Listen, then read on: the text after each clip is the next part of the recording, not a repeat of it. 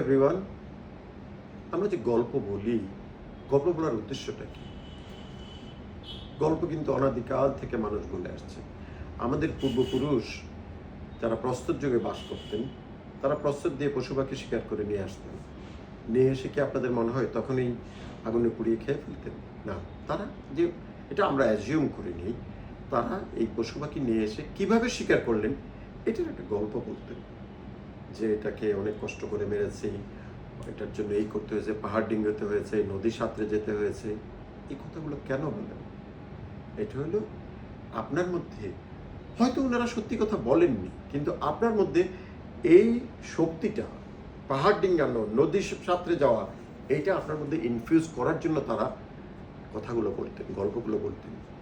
এই গল্প বললে, এই গল্পটা তাহলে কি করতেন? এটা তো আপনি কাউকে ব্ল্যাকমেল করছেন না। অনেকে বলে ইমোশনাল ব্ল্যাকমেল না, এটা আমি ইমোশনাল ইন্টেলিজেন্সটা ওনাদের মনে ঢুকিয়ে দিচ্ছেন, ওনারাও যেন এভাবে কাজ করেন। কারণ আপনি এক্সপেরিয়েন্স, আপনি পশুটা ধরতে পেরেছেন, ওনারা এখনো ধরেননি। তো ওনাকে পশুটা ধরতে হলে আপনি যেভাবে করেছেন বা যেভাবে করলে হতো, সেভাবে যদি তাকে বোঝাতে পারেন, তাহলেও সেই পথে সে যাবে। গল্প বলার মেইন উদ্দেশ্য হলো তাই। এখন গল্প বলার নানা রকমের টেকনিক আছে।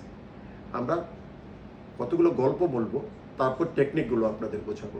Thank you.